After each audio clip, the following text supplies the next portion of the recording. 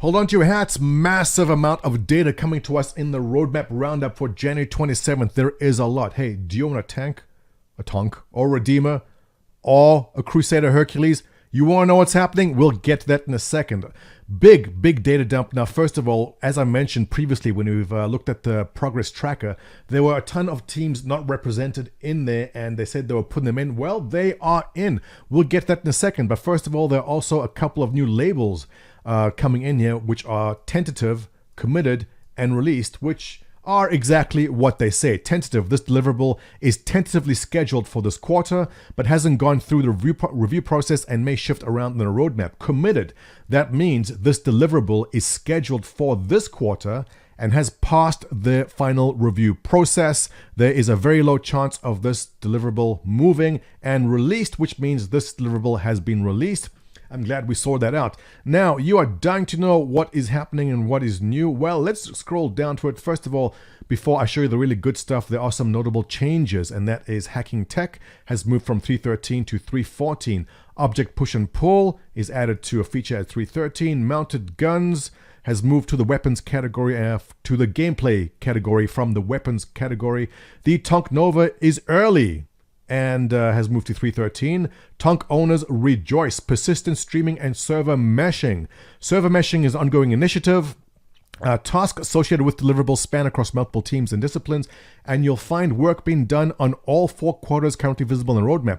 While you may not see server meshing or pyro in the release view at the moment, it doesn't mean they're not ruling anything out. It merely means that they're working out a timeline and have not met the threshold, which is a 70% confidence level to target a specific quarter. Yet, a lot of people always criticize, why is this being removed? Well, it's not removed. They're still working on it, but they don't have the 70% confidence which they need to put it into an exact quarter. Now that is explained. iCache. Everyone is waiting for the Jesus patch of iCaches. Now, you may have noticed iCache is not present, but don't cry yet. We'll get there. It's still there, but it's got a name change. It's because iCache and other similar technologies are now wrapped up within the persistent streaming and server meshing deliverable mentioned above. Okay, keep that in mind. If you don't see iCache, it's because it is now there. Weapon content team has wrapped up the planning. Okay, that's fine. New teams added to the progress tracker. Now, as I mentioned in a previous video on this topic, there are a ton of teams not mentioned yet. Well, here they are. The Planet Tech team is in. Network team, Persistent Tech, Graphics, Physics, Dev Tools, Engine, Game Services, and Live Tools are all in there now. So if you scroll down, so many more teams. I want to take a peek at this, shall we? We'll come back to that. All right, so new deliverables added to the release view. 3.13, object push and pull. Tumbrel Nova. Congratulations, Tonk owners. Your time is coming. 3.14, Crusader, which is relying on the gas tech, which we see working very nicely now at Jericho. So we know it's working. And with that comes the much anticipated Arison landing zone. When is the last time we had a new landing zone? What, Area 18, was it? A lot of people very excited to see a new landing zone make its way in. Hacking tech NPC healing. Nice. Radar scanning. Spawn closets, which have been spoken about at length by the devs in previous videos. Physical inventory, we've already seen. Tech healing, which obviously is needed if you have the NPC healing. Weapon charge and drain. Tech. RSI Constellation Taurus owners. If you are still one of the very few people that has not melted your Taurus yet, then congratulations, 3.14 is your time to shine. Shield Systems Tech Replacement, migrating legacy vehicles to XMLs, and vehicle module swapping. Nice, finally we can do that. In 3.15, okay, oh, this is big. This is big. All right. Small home outposts. Now, does this mean players can create their outposts?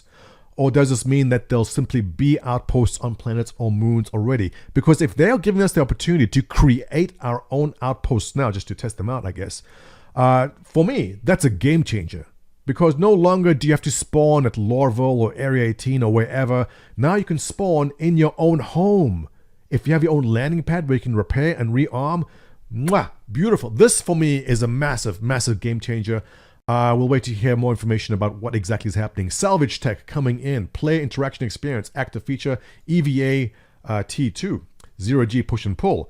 Weapons, magazine stripping and refilling. Interesting. So you have magazines that you refill?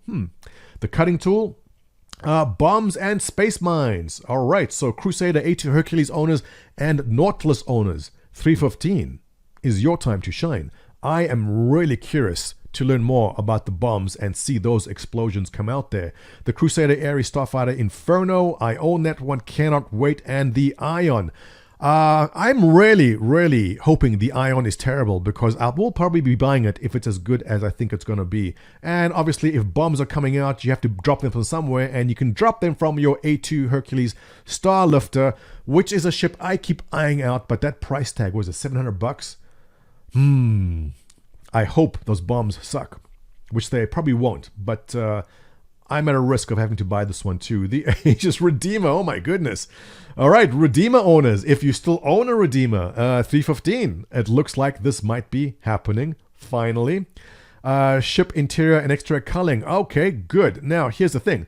We've already seen this in the game at the moment, and if you manage to clip into the Idris, you see the interior is empty. There is no need for a ship to have an interior and for someone across the other edge of the server to know what's inside your ship if they don't need to know what's inside your ship. Right now, if you take a mug or your Pico Penguin and you drop them in your ship, there's no need for someone at the other end of the server doing something else to know that that's happened, so might as well cull that out. So ship interior and exterior culling, obviously going to help a lot. Well, not a lot, but the small incremental changes make a big difference at the end with frame rates and the way servers run. And 316 Arson version 2. Fire extinguishers, because you know everyone's going to be attacking your hammerhead, setting fires to everything, and you need fire extinguishers to put that out. Lockers and inventory. Physicalized weapon handling. All right. Ladders. T1. I thought we already had ladders. I guess they're improving it. Prone and player slide. All right, player slide is always a good move when running and shooting.